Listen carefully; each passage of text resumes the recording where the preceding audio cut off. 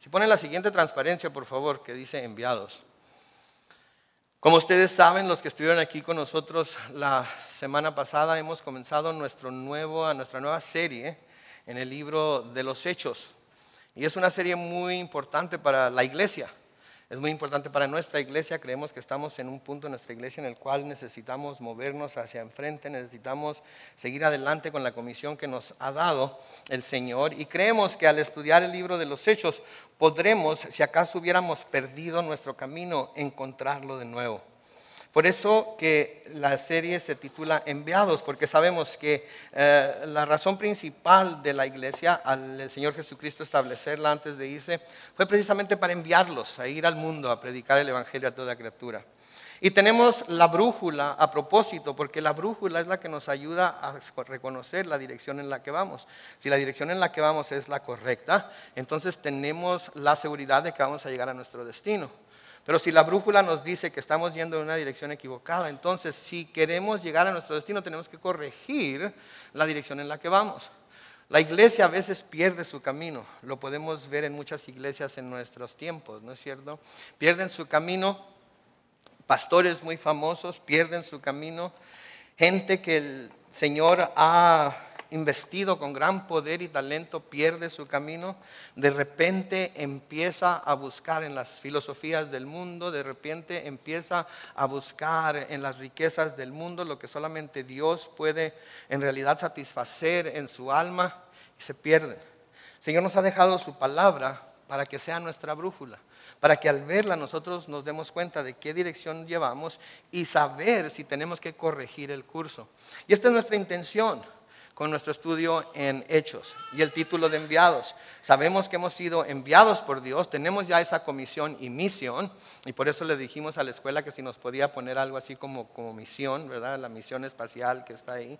Fueron muy amables en ponerla para también respaldar nuestro estudio. Noten, hasta Dios hace trabajar hasta el gobierno para nosotros, ¿verdad? Porque vamos a hablar de misiones y esa es una de las más grandes misiones que ha tenido el hombre, ¿verdad? Vamos a ir hasta el final de la tierra y una vez que se termine la tierra entonces vamos a estar en el cielo. Así es que el Departamento de Educación, que no quiere que la iglesia y el Estado, que dice que la separación de iglesia y Estado y todo lo demás, nos está ayudando con nuestro estudio. Le damos gracias a Dios, amén. Amén. Ok, que oigan. Entonces, estamos tratando de no reencontrar, sino de verificar la comisión que Dios nos ha dado y que estamos en realidad en camino a cumplir con esa misión. La semana pasada, comenzando nuestro estudio, llegamos hasta el versículo 8, ¿verdad? Del libro de los Hechos. Y si vemos los primeros 7, 8 versículos del libro de los Hechos, Lucas, que fue el que escribió este tratado a Teófilo para dejarle saber con más profundidad lo que el Señor Jesucristo empezó a hacer después de que resucitó, lo escribe para que su amigo Teófilo pueda saber las cosas que sucedieron. Y nos habla aquí de cómo el Señor Jesús, después de haber muerto y estar sepultado durante 3 días, se presentó ante sus discípulos con pruebas que no admiten duda, nos dice en el versículo 3. Y nos dice que mientras estaban juntos, los envió, los mandó a que no se fueran de Jerusalén, sino que esperaran la promesa de la cual habían escuchado de él, que era recibir el Espíritu Santo. Sí, y les recuerda que Juan los bautizó con agua o que bautizaba con agua, pero que él iba a bautizarlos con el poder del Espíritu. El Señor entonces también asciende se prepara para ascender al cielo, y una de las preguntas que ellos tienen inmediatamente antes de que el Señor ascienda al cielo tiene que ver más con lo celestial, más con lo terrenal que con lo celestial. Le preguntan en el versículo 6, Señor, ¿restaurarás el reino a Israel en este tiempo? Habiéndolo visto entrar en Jerusalén en aquella entrada triunfal del Domingo de Ramos, habiendo visto cómo el pueblo lo había recibido como rey y cantaban hosanas, habiendo visto lo que sucedió después al él hablarles acerca de la traición de Judas, de la negación de Pedro, al él haber sido llevado preso, prisionero, puesto en la cárcel, ser enjuiciado, ser azotado, ser clavado en la cruz, verlo bajar, ser bajado de la cruz y ponerlo en un sepulcro, y luego después de eso verlo resucitado, Imagínense lo que han de haber pensado acerca del poder que realmente tenía Jesucristo. Digo, había pasado por todo eso, sin embargo pudo vencer a la muerte y pudo resucitar de entre los muertos, y ahora viene a ellos después de haber estado completamente muertos. Se pueden imaginar lo que ellos pensaron. Este hombre, este Jesús con el que hemos andado todos estos 3 años, en realidad es el Hijo de Dios, en realidad es el Hijo del hombre que nos menciona Daniel. Este Jesús ahora sí va entonces a establecer su reino aquí en la tierra. Pero noten que él no sigue su juego, él no sigue por ese camino. En el versículo 7 él les respondió: no les toca a ustedes saber el tiempo ni el momento que son del dominio del Padre. En otras palabras, a ustedes no les toca saber cosas que solamente Dios puede saber.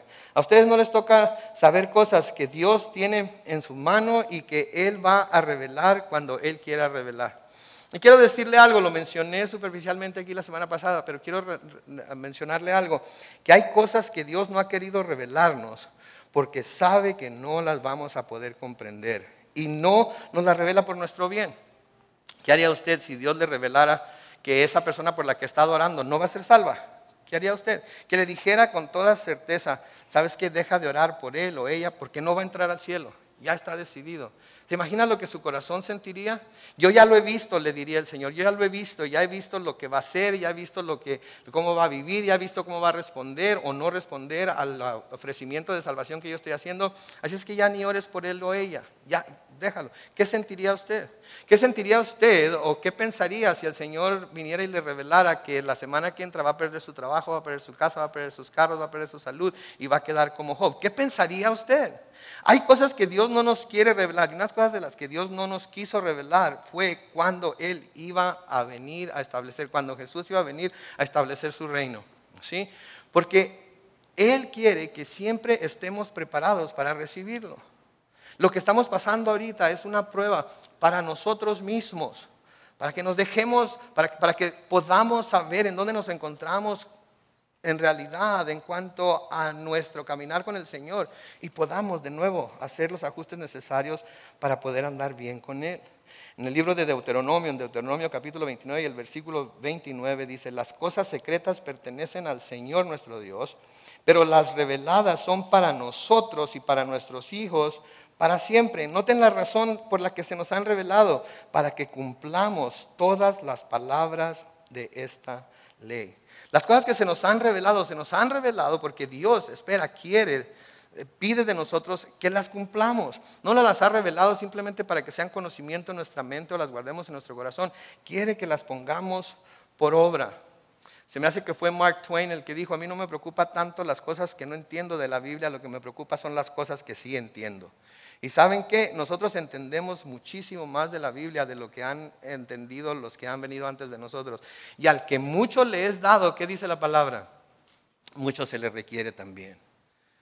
Entonces tenemos más conocimiento acerca de las Escrituras de lo que la gente antes de nosotros tuvo, y el Señor nos ha revelado esas cosas porque quiere que pongamos por obra, que cumplamos las palabras de su ley en cuanto a cómo vivir de tal manera que damos un buen testimonio de Cristo aquí en la tierra. Obviamente no es perfectamente cumplir la ley porque ninguno de nosotros puede cumplir la ley perfectamente. Todos nos enojamos, todos nos airamos, todos nos lastimamos, todos decimos cosas que no debemos decir, hacemos cosas que no debemos hacer. Pero eso no quiere decir que no tenemos la responsabilidad de seguir la palabra de Dios. Los discípulos ya le habían preguntado antes al Señor que cuándo iba a ser, cuándo iban a suceder estas cosas, cuando les habló acerca de que no iba a quedar piedra sobre piedra en el Evangelio de Marcos. Y en Marcos 13, 32 y 33, Él en cuanto al día les dice: y la hora nadie lo sabe, ni siquiera los ángeles en el cielo, ni el Hijo, solo el Padre lo sabe.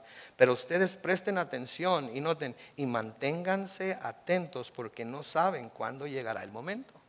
Ahí está la atención que todo cristiano debe tener en su vida. ¿Será hoy? ¿Será mañana? ¿Será ahorita? ¿Será esta noche? Eso pone cierta atención, o debe de poner cierta atención en nuestra vida, para que pongamos también atención a donde nos encontramos. Sí, debemos vivir seguros en Él porque Él es fiel a nosotros, pero también debemos de estar siempre viendo nuestras vidas, porque como mismo Pablo dice: no vaya a ser que yo, siendo heraldo para los demás, me encuentre descalificado. Entonces hay esa necesidad. Saben ellos que va a llegar el día en que en que el Señor va a establecer su reino. Y quieren saber cuándo va a ser. Y quisieran que fuera en ese momento.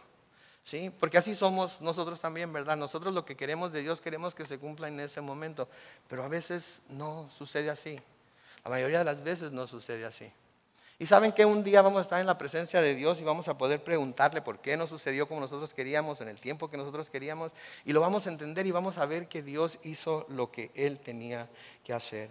Pablo en 1 Corintios 13 y el versículo 12 dice: ahora vemos con opacidad, o a través de un espejo opaco como a través de un espejo, pero en aquel día veremos cara a cara. Ahora conozco en parte, pero en aquel día conoceré tal y como soy conocido.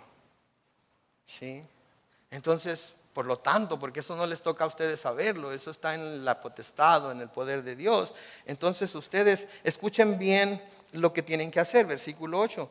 Pero cuando venga sobre ustedes el Espíritu Santo, recibirán poder y serán mis testigos en Jerusalén, en Judea, en Samaria y hasta lo último de la tierra. No se preocupen por eso. Ustedes por lo que se deben de preocupar es porque va a llegar el día en el que el Espíritu Santo va a descender sobre ustedes y les va a dar poder. Ahora, la palabra poder en el griego es la palabra dunamis o dinamis, de donde tenemos la palabra dinamismo o dinámico o dinamita. Entonces va a ser un poder grande, va a ser un poder con el poder de la dinamita, pero va a ser un poder dinámico también, que los va a mover, que los va a movilizar, que no los va a dejar estar en paz en donde están, y que por ese poder van a tener que ir y dar ese testimonio, ser esos testigos en Jerusalén, en Judea, en Samaria, hasta lo último del mundo. Ahora, ¿qué es poder? Poder quiere decir tener expedito o a la mano la facultad o potencia de hacer algo. Tener a la mano. ¿Verdad? Tener algo que lo único que tenemos que hacer es extender nuestra mano y lo podemos tomar. Fíjense de eso, porque eso quiere decir que el Espíritu Santo está a la mano de todos nosotros y podemos echar mano de Él en el momento que lo queramos y que necesitemos para llevar a cabo la obra de Dios.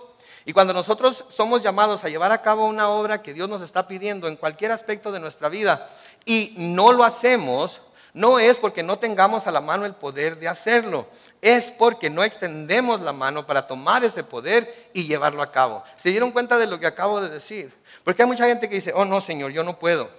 ¿Verdad? Entonces yo me voy a quedar aquí sentado, yo no voy a hacer nada hasta que esté completamente seguro de que eres tú el que me está diciendo esto, y entonces yo voy a tomar los pasos necesarios para hacerlo. Eso no es lo que la palabra poder que se está usando aquí implica. La palabra poder que se está usando aquí implica que cuando el Señor nos envía a hacer algo, en ese momento podemos tomar el poder del Espíritu Santo e ir a hacerlo. Es como los bomberos, ¿sí? Cuando van a ir a apagar un fuego, ¿qué hacen? Todo lo tienen a la mano. Se resbalan por el poste ese y ahí están las botas. En donde se van a sentar, ahí está el saco. Ahí mismo está el sombrero. Ahí tienen todo lo que necesitan a la mano. ¿Sí? Y luego los que se encargan de la logística, de preparar todo, saben en dónde está la toma de agua más cercana y saben qué tan largas tienen que ser las mangueras, etcétera, etcétera. Eso es lo que el Señor nos está diciendo aquí, que tenemos ese poder del Espíritu Santo y lo tenemos a la mano. Otro significado de poder: la habilidad para hacer algo o actuar de una manera en particular, la capacidad para dirigir o influenciar, el derecho o autoridad dada o delegada a una persona o grupo de personas. Noten por favor este poder. Nos da la habilidad de actuar de una manera en particular y nos da la capacidad para dirigir o influenciar. Nos da el derecho, nos da autoridad que nos ha delegado nuestro Señor Jesucristo por medio del Espíritu Santo. ¿Sí? Lo tenemos a nuestra mano. ¿Sí? No tenemos por qué vivir como cristianos derrotados, no tenemos por qué vivir como cristianos impotentes, no tenemos por qué vivir como cristianos que constantemente son zarandeados, abofeteados, masticados y escupidos por el diablo, si tenemos el poder del Espíritu Santo a nuestra mano. Y quiero que se den cuenta de eso. Porque es muy importante que sepamos que el Espíritu está al alcance. El Espíritu de Dios mora en nosotros Porque nosotros somos el templo del Espíritu Santo, pero el poder del Espíritu Santo del que está hablando aquí Lucas en su tratado es el poder que nos enviste, que desciende sobre nosotros. Y como vamos a ver más adelante, para que esa investidura esté sobre nosotros todo el tiempo, hay algo que nosotros tenemos que hacer. Ahora, para poder hacer lo que el Señor les había comisionado a hacer, que era vivir de acuerdo a la palabra de Dios, que era testificar de lo que Dios ha hecho en su vida, que era ir a un mundo que era hostil contra Jesucristo y que sin duda iba a ser hostil contra ellos también, necesitaban el poder del Espíritu Santo. Y por eso también nosotros lo necesitamos, porque si pensamos que podemos vivir como el Señor manda sin el poder del Espíritu Santo, estamos errando. Y conforme más erremos, más nos vamos a distanciar del propósito y la voluntad de Dios para nuestras vidas, y más nos vamos a ir haciendo hacia el mundo y pareciendo más al mundo que pareciendo a Cristo. Y eso ningún cristiano lo queremos, al menos yo como cristiano eso no es lo que quiero. Yo quiero ir siendo transformado más y más cada día a la imagen de mi Señor Jesucristo, y cada vez ver en mí más rasgos de Él, más características de Él que las que veo en el mundo, ¿sí? Y gracias a Dios que con la ayuda de muchos de ustedes que oran por mí, con la ayuda de muchos de ustedes que me han señalado ciertas cosas, he podido lograr eso. Pero más que todo ello es por el poder del Espíritu Santo. Y para poder hacer esas cosas, para poder hacer esas obras sobrenaturales a las que Dios nos ha llamado a todos como iglesia, necesitamos el poder del Espíritu Santo, porque no hay otra manera de hacerlo. Podemos tener la iglesia más grande, podemos tener el mejor grupo de alabanza, podemos tener los mejores maestros, podemos tener teólogos que cada semana se paran detrás de este púlpito, podemos tener maestros de escuela dominical bien preparados, que sean catedráticos, que tengan toda la habilidad mundana del mundo, pero mientras no esté el Espíritu Santo de Dios invistiéndonos a todos de poder, no lo vamos a poder hacer. Porque créanme, cada ministerio que se desarrolla aquí en esta iglesia se puede hacer únicamente con el poder del Espíritu Santo. Quizás usted diga, pero es que yo lo único que hago es acomodar sillas cada domingo en la mañana. Eso no tiene nada de espiritual. ¿Qué tiene de espiritual acomodar sillas? ¿Sabe qué? Una de las sillas que usted puso esta mañana está siendo ocupada por alguien a quien el Espíritu Santo ahorita le está hablando, porque encontró esa silla para sentarse. Así es que aunque usted no vea lo que está haciendo como algo espiritual, hay algo espiritual que sucede cuando hacemos las cosas que Dios nos llama a hacer. Oh, pero es que mover las sillas hacia un lado, eso no tiene nada espiritual. Claro que sí, porque sabe que el distrito a quien nos renta este lugar ve que somos responsables con su equipo y que lo ponemos en su lugar de regreso, y eso nos bendice espiritualmente la siguiente semana cuando venimos, y aquí lo encontramos todo. Todo esto se nos proporciona a nosotros, ¿sí? Todo lo que hacemos para Dios es espiritual y necesitamos el poder del Espíritu Santo. El profeta Zacarías escribe en Zacarías capítulo 4 y el versículo 6. Entonces el ángel me respondió y me dijo, es la palabra del Señor a Zorobabel, que le dijo, yo no actúo por medio de un ejército ni por fuerza, sino por medio de mi espíritu, lo ha dicho el Señor de los ejércitos. Noten, el Señor de los ejércitos, Jehová de los ejércitos, el que tiene ejércitos a su disponibilidad, el que tiene el poder de la espada, el que tiene el poder de millones y millones de ángeles, cuando Él actúa entre nosotros y a través de nosotros, no lo hace por medio de esos ángeles y por medio de esos ejércitos, lo hace por medio del Espíritu Santo. El Espíritu Santo fue el que le ayudó a Zorobabel a hacer la obra que Dios lo había llamado a hacer. El Espíritu Santo es el que nos ayuda a nosotros a hacer la obra que nos ha mandado a hacer. En Juan capítulo 15, versículos 26 y 27 dice, pero cuando venga el Consolador, el Espíritu de verdad, el cual procede del Padre y a quien yo les enviaré de parte de Dios, Él dará testimonio acerca de mí y ustedes también darán testimonio porque han estado conmigo desde el principio. Y una vez que somos investidos con ese poder, entonces podemos llevar a cabo la obra que el Señor nos ha llamado a hacer. Entonces podemos decir que hemos sido enviados y tenemos el poder para hacer lo que el Señor nos ha enviado a hacer, que es ser testigos. En Jerusalén nos dice, en Judea, en Samaria y hasta lo último de la tierra. ¿Sí? Esa fue la comisión.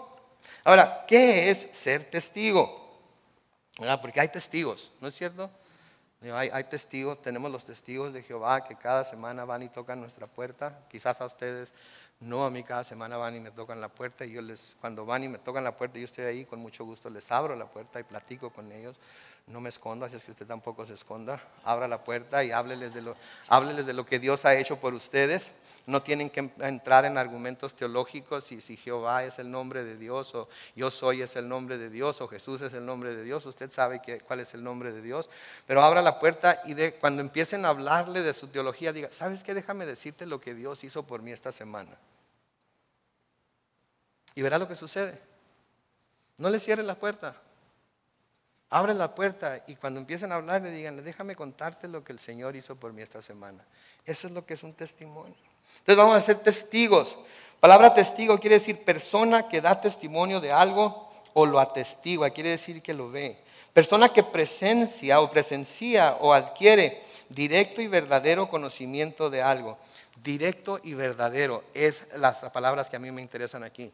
La persona que presencia o adquiere directo y verdadero conocimiento de algo. Déjeme decirle, no se puede dar un testimonio directo y verdadero y no se puede adquirir un directo y verdadero conocimiento de Dios si no es por el poder del Espíritu Santo.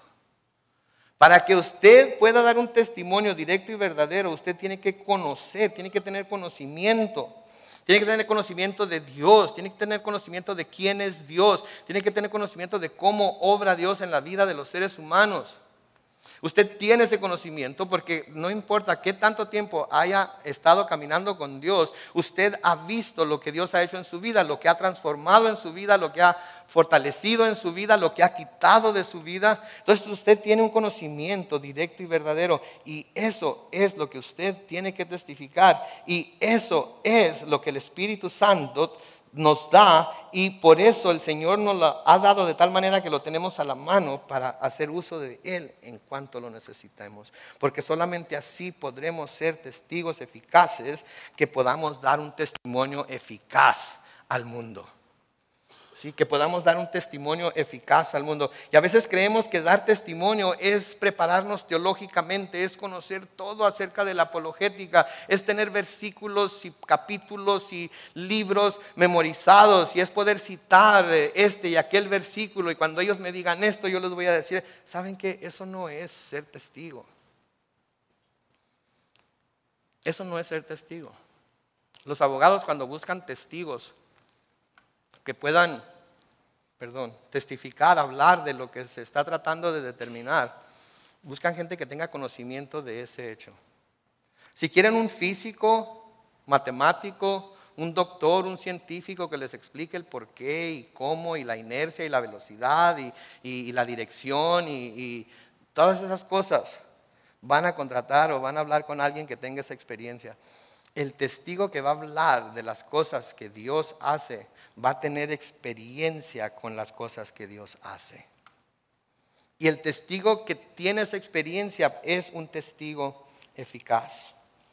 Escuchen lo que escribió Greg Laurie hace un par de semanas en su blog diario. Dice, un testimonio eficaz no glorifica el pasado o tiene su enfoque en lo que hemos dejado para seguir a Cristo. Un testimonio eficaz habla de lo que Dios ha hecho por mí. ¿Se oye usted? ¿Cuántos testimonios escucha usted? Yo cuando vine a Cristo era esto y aquello, el pasado era esto y aquello. Y lo dejé todo por Él. Y ahora, no, ¿qué hizo Cristo por usted? Si yo le preguntara a ustedes ahorita, ¿qué fue la cosa más importante que Cristo hizo por usted? ¿Qué me diría? ¿Quién quiere contestar la pregunta? Murió por nosotros. Para que tengamos una vida feliz, próspera, sana, llena de contentamiento y todo lo que nos falte. ¿Quién dice que sí? ¿Para qué murió Cristo por nosotros? ¿Por qué murió Cristo por nosotros? Para llevarnos al cielo. Para llevarnos al cielo. Todo lo demás es superficial. Todo lo demás si no lo tuviéramos, si no lo lográramos, si no lo alcanzáramos, si en esta vida no lo recibiéramos, no importa, porque lo más importante de todo es que vamos a ir ¿a dónde? Al cielo con Él. Y si todo lo demás no lo alcanzáramos aquí, no importa. ¿Sí? Entonces, cuando usted vaya a dar un testimonio, ¿sí? Déjame decirte lo que hizo Cristo por mí. Yo estaba camino al infierno. No había otro fin para mí. Pero Cristo murió en la cruz. Cristo derramó su sangre. Cristo, por el poder de su Espíritu, habló a mi corazón. Y yo respondí, y Él me ha salvado, y ahora me voy a ir al cielo. Dese la vuelta y váyase. Si le quieren seguir platicando, sígales platicando, pero háblenle de la cosa más importante que Jesús hizo en su vida, que fue el salvarlo. ¿Sí? Ahora, cuando eso suceda, entonces ellos van a ser testigos en Jerusalén, que era el lugar inmediato donde se encontraban. Para nosotros pudiera ser nuestro hogar, nuestros parientes, el complejo de departamentos en donde vivimos, ¿verdad? Ya cubrieron su Jerusalén. Ya cubrieron todo su Jerusalén y todo a su alrededor. Ya saben acerca de Cristo y lo que Él hizo por ustedes en su vida, porque ya cumplieron ese mandato, porque han echado mano del Espíritu Santo para hacer lo que el Señor les ha mandado. ¿Sí? Y luego en Judea, la región, el trabajo, la escuela, las actividades que llevamos, que tengamos en nuestra vida. También debemos preguntarnos si ya todos en el trabajo ya saben cada semana de nuestros labios lo que el Señor hizo por mí este fin de semana, lo que el Señor hizo por mí en esta ocasión, en esta situación o en aquella. Y luego en Samaria, que significaría que tendrían que ir más lejos. Para nosotros significaría dejar lo que conocemos, lo cómodo, o ir quizás a lugares donde no nos parece atractivo ir, ¿verdad? Como, no voy a nombrarlo.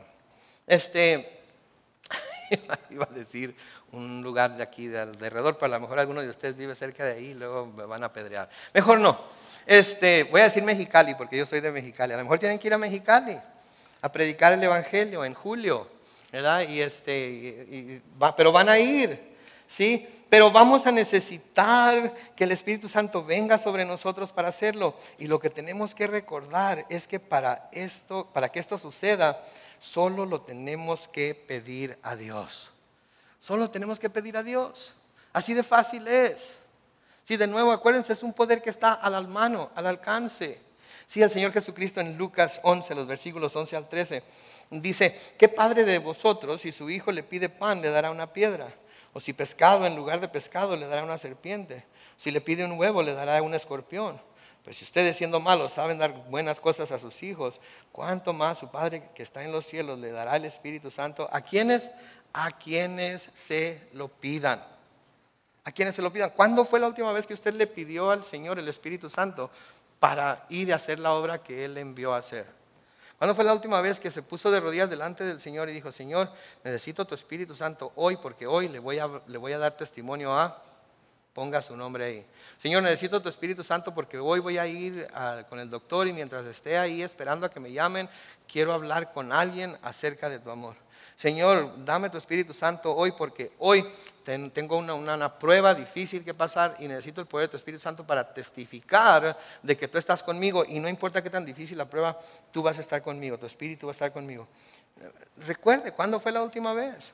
Y si no lo ha hecho constantemente y diariamente, necesitamos el poder del Espíritu Santo. Entonces ahí está la brújula que le está diciendo que no está yendo por el camino correcto. Ponga la brújula como debe estar y enderece esa brújula y sigue el camino que deba seguir. Versículo 9 sigue diciendo de Hechos 1: después de haber dicho esto, ellos lo vieron elevarse y ser recibido por una nube que lo ocultó de sus ojos. Mientras miraban al cielo y veían cómo Él se alejaba, 2 varones vestidos de blanco se pusieron junto a ellos y les dijeron: varones galileos, ¿por qué están mirando al cielo? Estas palabras son muy importantes. Este mismo Jesús que ustedes han visto irse al cielo, vendrá, otro grupo de palabras muy importantes, de la misma manera que lo vieron desaparecer. Aquí noten, este mismo Jesús. Si ellos están ahí parados, están viendo hacia el cielo Y me imagino que si son como algunos de nosotros, yo principalmente, lo vieron elevarse al cielo y están mirándolo y se está yendo más y más alto y luego miran ese puntito. ¿Es ese o no es ese? Mira, todavía miro por ahí, le miro la sandalia todavía. Y están todos idos viendo hacia el cielo. Estaban paralizados viendo lo que estaba sucediendo. Y luego estos dos varones que se piensa que son ángeles, se les acercan y dicen, hey, ¿qué están haciendo ahí mirando al cielo? Cristianos, ¿qué están haciendo ahí mirando al cielo? Debemos estar viendo hacia el cielo, debemos estar esperando la segunda venida del Señor, debemos estar esperando el rapto, pero mientras esperamos debemos estar haciendo algo. ¿Qué estamos haciendo por el reino mientras estamos mirando al cielo? Si estamos ahí mirando al cielo, no estamos haciendo absolutamente nada. Estamos como los discípulos, nada más con la vista arriba, esperando todavía verlo. Quizás todavía lo pueda ver, quizás todavía pueda alcanzar a mirarlo. Pero noten, les dice, este mismo Jesús que ustedes han visto irse al cielo, este mismo vendrá de la misma manera que lo vieron desaparecer. Y es importante que entendamos que es ese mismo Jesús que subió al cielo, ese mismo Jesús que ascendió. Porque ¿saben qué? Mismo Señor Jesucristo nos dice que van a venir muchos en su nombre y van a decir que ellos son el Cristo. Van a venir muchos en su nombre. Sí, tenemos un estudio en Apocalipsis donde hablamos acerca de tantos hombres que han dicho que son el Cristo.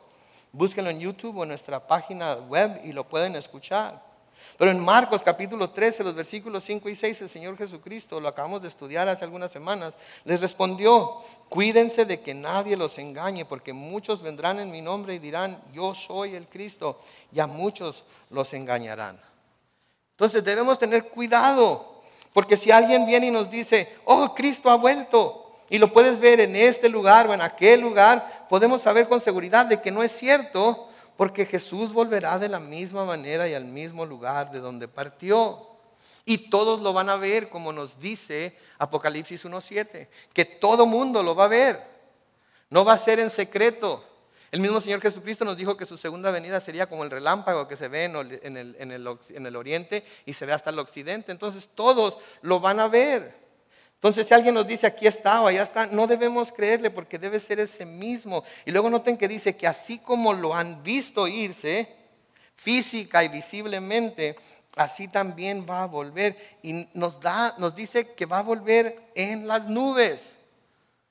Entonces mientras no veamos o no se vea el Señor Jesucristo sobre una nube descendiendo sobre el monte de los olivos, así como ascendió, quien quiera que nos diga que es el Cristo, que nos diga que Cristo volvió a tal o cual lugar, ¿de qué lo podemos catalogar?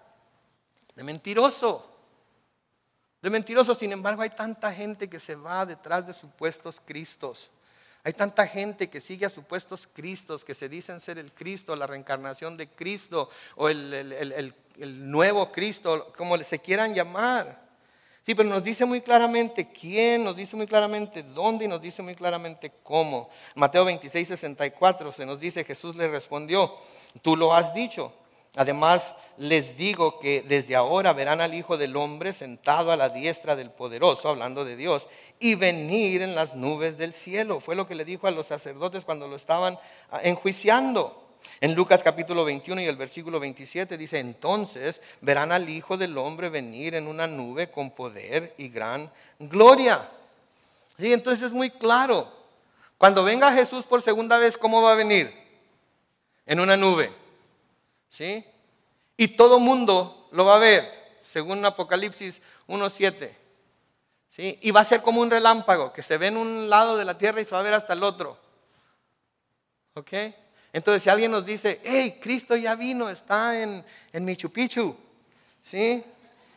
Y lo único que tienen es escalar la montaña y van a poder subir a la pirámide fulana de tal y ahí lo van a encontrar. O está en Teotihuacán, ¿sí? Vayan a la pirámide de la serpiente emplumada y suben hasta el pináculo de la pirámide y ahí lo van a encontrar. ¿Sí? O lo van a encontrar en Chula Vista. No creo que en Chula Vista, ¿verdad? Pero en fin, a lo mejor dicen que lo está en Chula Vista. No, porque no se ha visto bajar del cielo así como ascendió en una nube. Y luego, por si eso fuera poco, nos dice a dónde va a llegar Jesús cuando venga por segunda vez. Noten el versículo 12 de Hechos 1. Entonces los apóstoles volvieron a Jerusalén desde el monte del Olivar, que es lo mismo que el monte de los Olivos, que dista de Jerusalén poco más de 1 kilómetro. Entonces, ¿en dónde estaban cuando Jesús ascendió? En el monte de los Olivos. ¿Cómo ascendió? Sobre una nube. ¿Sí? ¿Cómo va a descender otra vez? Sobre una nube. ¿A dónde va a descender otra vez? Al monte de los Olivos. Al monte de los Olivos. ¿Sí? Entonces, si va a descender en el monte de los Olivos, no puede estar en Chula Vista, ¿no es cierto? Ni en Machu Picchu, ni en, no sé, tantos lugares que pudiéramos mencionar. De hecho, Zacarías, el profeta Zacarías, noten lo que dice el profeta Zacarías en Zacarías 14 y el versículo 4. Cuando llegue ese día, el Señor plantará sus pies sobre el monte de los Olivos, que está al oriente frente a Jerusalén. Y el monte de los Olivos se partirá en dos, hacia el oriente y hacia el occidente, con lo que se formará un valle muy grande, y una mitad del monte caerá hacia el norte y la otra mitad hacia el sur. Más claro ni el agua. Así como el Señor ascendió al cielo sobre una nube, así va a descender. Ese mismo Jesús, con las heridas en sus manos y sus pies, con su costado, la cicatriz de su costado. Ese mismo Jesús que ascendió del monte de los Olivos hace 2000 y tantos años. Sí, ese mismo Jesús va a volver de la misma forma que ascendió. Ahora, debo aclarar algo. Aquí se está hablando de la segunda venida de Cristo físicamente a la tierra, porque noten que dice que plantará sus pies. No debemos confundir esto con el rapto de la iglesia, que de hecho sucederá antes de que Jesús vuelva físicamente a establecer su reino durante el milenio. Sí, son dos eventos muy diferentes. Primero va a ser el rapto, en donde la iglesia va a ser llevada, arrebatada a estar en el cielo con el Señor, y luego va a ser la segunda venida. Entonces, si vemos al Señor descender del cielo sobre una nube y llegar al monte de los Olivos, ¿de qué nos perdimos? Nos perdimos del rapto y nos hemos quedado atrás. ¿Alguien ha visto a Jesús descender del cielo y poner sus pies sobre el monte de los Olivos? Descender del cielo y poner sus pies sobre el monte de los Olivos. ¿Alguien? ¿Nadie? ¿Nadie? ¿Qué quiere decir? Que el rapto todavía no sucede. Entonces, ¿qué quiere decir que debemos estar haciendo nosotros? Estar preparados, porque cualquier momento se puede llevar a cabo. ¿Amén? Ok. Entonces, ahora, si quieren estudiar más acerca de esto, también tenemos un estudio en Apocalipsis 19, versículos 10 al 21, titulado Rey de Reyes y Señor de Señores. Lo pueden encontrar en YouTube o en nuestra página. Muy bien, versículo 13 de Hechos 1. Cuando llegaron a Jerusalén, subieron al aposento alto, donde se hallaban Pedro, Jacobo, Juan, Andrés, Felipe, Tomás, Bartolomé, Mateo, Jacobo, hijo de Alfeo, Simón el celote y Judas, el hermano de Jacobo. Esta va a ser la última vez que vamos a ver todos estos nombres en el libro de Hechos. Ya no lo vamos a ver a todos, uno que otro. Juan, Jacobo va a ser mencionado definitivamente, pero ya no vamos a escuchar el nombre de los demás.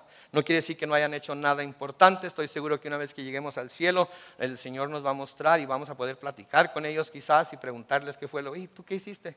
Porque después del versículo 13 de Hechos ya no te volviste a ver. ¿Qué onda? ¿Dónde andabas? ¿Dónde te escondiste? Imagínense tener esa plática con algunos de ellos, ¿sí? Va a ser grandioso, ¿sí? Ahora vuelven al aposento, el mismo aposento en donde habían celebrado la última cena, según algunos de los eruditos, en donde el Señor les había lavado los pies antes de ir a Getsemaní unos 40 días antes. Y noten por favor lo que hacen cuando vuelven al aposento alto, versículo 14 de Hechos 1. Todos ellos oraban y rogaban a Dios continuamente en unión de las mujeres, de María la madre de Jesús y de sus hermanos. En la versión Reina Valera 60 dice que perseveraban y que eran todos unánimes en lo que estaban haciendo. Perseverar, aunque estaban esperando, implica que estaban haciendo algo. No estaban ahí sentados jugando con el dedo pulgar de las manos. Estaban ahí sentados, aburridos, nada más. Nos dijo que esperáramos, aquí nos vamos a quedar, esperar. A ver qué tanto tiempo nos tiene. No, estaban esperando, pero de una manera activa. ¿Y cuál era la actividad que estaban desarrollando? Estaban orando, estaban rogando continuamente. Estaban sin duda sirviéndose los unos a los otros. Tenían que comer. Tenían que hacer la limpieza, tenían que llevar a cabo todo tipo de actividades. Más adelante vamos a ver que iban juntos al templo. Entonces sí, estaban esperando, pero no estaban esperando sin hacer nada. Estaban esperando, pero esperando de una manera activa. Y activa especial y específicamente en la oración y en el ruego a Dios continuamente. Y noten, no separaron a las mujeres para un lado y a los hombres para el otro. Todos estaban juntos ahí y también estaban los hermanos del Señor. Ahora, una nota interesante aquí acerca de Pedro. Unos días antes en Getsemaní, ¿se acuerdan? Que no podía mantenerse despierto orando con Jesús ni siquiera, ¿qué? Una hora. No podía mantenerse una hora despierto orando con Jesús, pero ahora ha visto al Señor resucitado, ahora ha visto al Cristo, después de haber vencido la tumba, después de haber vencido la muerte, ahora ha visto al Cristo no solamente resucitado y después de haber vencido la muerte, sino que ha visto al Cristo ascender al cielo. ¿Y ahora qué está haciendo Pedro? Ahora Pedro está aquí al frente de un grupo que está en constante oración y ruego. ¿Ustedes creen que Pedro aprendió su lección? Yo creo que Pedro aprendió su lección, ¿no es cierto?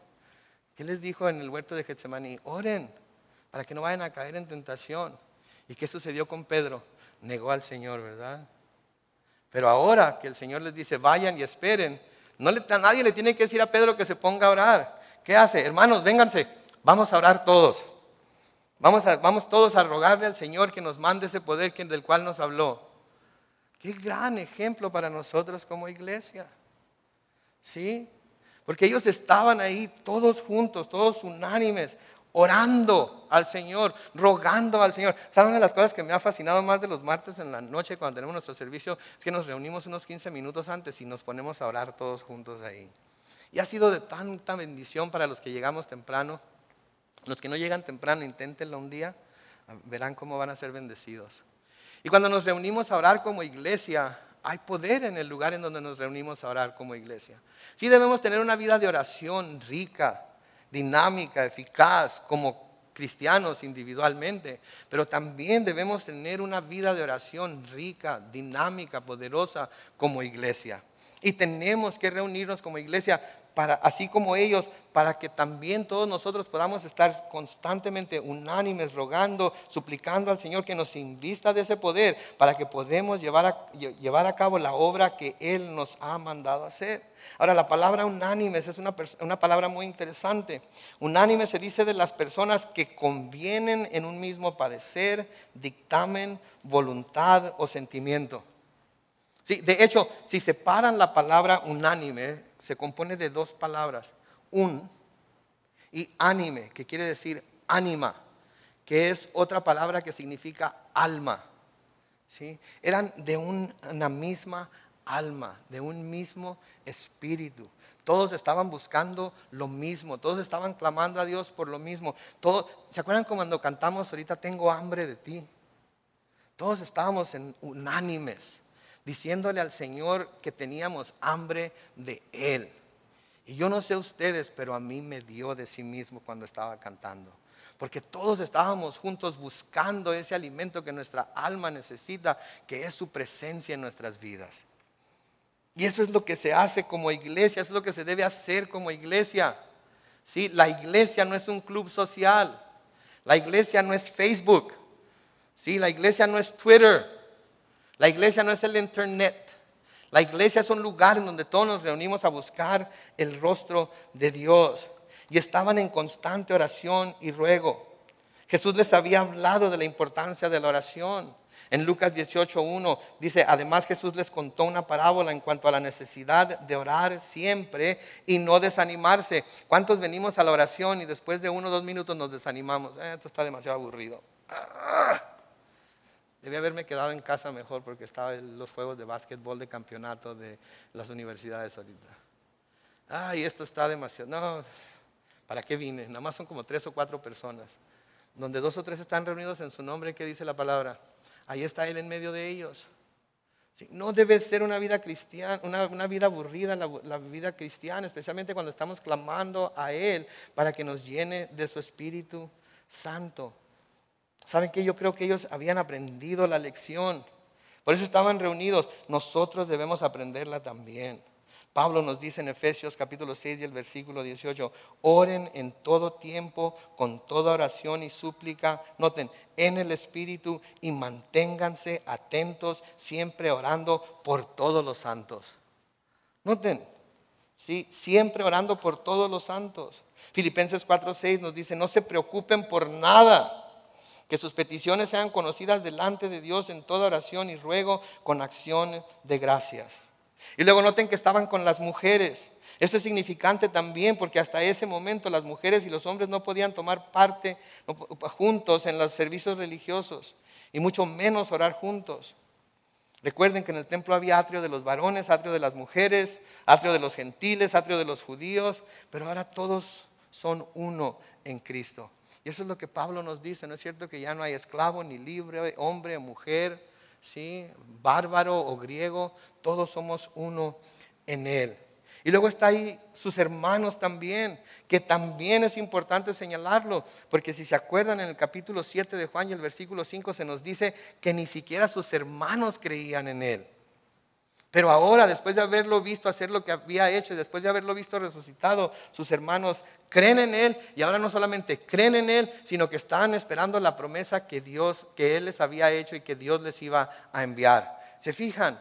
Eso es lo que hace el Espíritu de Dios, eso es lo que hace Dios, eso es lo que hace el Señor cuando todos nos reunimos como iglesia para buscar su rostro. Versículo 15 de Hechos 1 dice, uno de estos días Pedro se puso de pie en medio de los hermanos que estaban reunidos y eran como 120 y dijo. Ahora, ¿se acuerdan que se le apareció a 500? Se nos dice que se le había aparecido el Señor a 500. ¿En dónde estaban los otros 380? ¿Dónde estaban? No estaban entre ellos. Estos eran los que en realidad querían esperar esa promesa, eran los que en realidad querían tener esa comunión con Él. Los otros 380, no digo que se fueron a hacer cosas malas, pero se fueron llevados quizás por la preocupación de sus vidas cotidianas, de sus negocios, de su trabajo, y descuidaron lo más importante, que era ser investidos con el poder del Espíritu Santo. Versículo 16 dice, hermanos míos, tenía que cumplirse la escritura donde por boca de David se dice que el Espíritu Santo habló acerca de Judas, el que guió a los que prendieron a Jesús. Nosotros lo considerábamos como uno de los nuestros porque era parte de este ministerio. Con lo que le pagaron por su iniquidad, Judas compró un campo, pero se cayó de cabeza y su cuerpo se reventó por la mitad y todas sus entrañas se derramaron. Quisiera poder describirles eso, pero no puedo, no tengo tiempo, pero me muero por describírselos. Versículo 19, como esto lo supieron todos los habitantes de Jerusalén, aquel campo se llama Acéldama, que en su lengua quiere decir campo de sangre. Donde está hablando aquí de la muerte de Judas. Judas se suicidó, Judas se colgó. Él había traicionado al Señor y por esa traición se colgó, no soportó la culpa, no soportó el remordimiento y fue y se colgó. Y noten, el contraste aquí entre lo que produce la tristeza del mundo con lo que produce la tristeza que viene al cristiano cuando es tristeza según Dios. Porque ¿se acuerdan de Pedro? Pedro y Judas básicamente cometieron el mismo pecado, ¿no es cierto? Judas lo traicionó, pero Pedro lo negó, ni siquiera lo conocía, ¿sí? Entonces los dos cometieron el mismo pecado. Sin embargo, los dos hicieron cosas muy diferentes. Judas fue y se mató, ¿sí? ¿Para qué voy con el Señor? ¿Para qué voy y le pido perdón? Mi pecado es demasiado grande, no me va a perdonar. ¿Saben que hay mucha gente que no va a recibir perdón de Dios porque esa es la mentalidad que tiene? Mi pecado es demasiado profundo, mi pecado es demasiado grande, mi pecado es demasiado ofensivo, Dios jamás lo perdonaría. No es así, porque ¿qué fue lo que sucedió con Pedro aun cuando lo negó? Pedro volvió al Señor. Y el Señor lo perdonó, y no solamente lo perdonó, sino que lo estableció como uno de los pilares de la iglesia. ¿Sí? La tristeza del mundo siempre va a producir muerte. La tristeza que trae Dios nos lleva a arrepentirnos y nos lleva a acercarnos más a Él, como nos dice Pablo en 2 de Corintios 7:10. La tristeza del mundo siempre va a traer muerte. La tristeza que produce el Espíritu de Dios en nosotros nos va a acercar más a Él. Seguimos aquí rápidamente en el versículo 20. En el libro de los Salmos está escrito que su habitación quede desierta, que nadie viva ahí y que otro tome su oficio. Se hace necesario que de aquellos que nos acompañaron todo el tiempo en que Jesús estuvo entre nosotros, desde que Juan bautizaba hasta el día en el que el Señor subió al cielo, uno de ellos se nos una para ser testigo de su resurrección. Noten, ¿sí? ¿Qué es lo que está haciendo Pedro aquí? Pedro está escudriñando las Escrituras. Pedro está viendo la Biblia para recibir dirección, para recibir las instrucciones de Dios de lo que debe hacer. Y cita a David en los Salmos como la manera o como la dirección de Dios para poner a alguien en lugar de Judas. Y luego en el versículo 23 dice: entonces señalaron a José, llamado Barsabás, que tenía por sobrenombre el Justo, y a Matías. Y en su oración dijeron: Señor, tú conoces todos los corazones, muéstranos a cuál de los dos has escogido, para que tome la parte de este ministerio y apostolado de la que Judas cayó por su transgresión, para irse a donde le correspondía. Y lo echaron a la suerte, y ésta cayó en Matías. Y a partir de entonces fue contado entre los 11 apóstoles. Ahora, nada más una rápida aclaración aquí. Ellos practicaron esto de la suerte. Primero oraron a Dios, pero luego practicaron esto de la suerte porque era muy común hacerlo de esa manera en aquel tiempo, ¿sí? En el Nuevo Testamento tenemos nada más 3 partes en las que se habla de echar suertes, y todas tienen que ver con Jesús y los soldados que echaron suertes por su ropa. Esta era la única manera que ellos conocían para tomar decisiones. Pero conforme crece la iglesia, conforme van siendo dirigidos más y más por el Espíritu Santo, dejan de hacer eso y empiezan a confiar más en el discernimiento y la dirección que el Espíritu Santo les da. Lo podemos ver en Hechos 10, cuando Pedro es enviado a la casa de Cornelio a predicar el evangelio a él y a su familia. Fue el Espíritu el que lo dirigió, y no echó suertes para decir: ok, Señor, si cae en 7 voy, si cae en 6 no voy. No, simplemente se levantó y fue.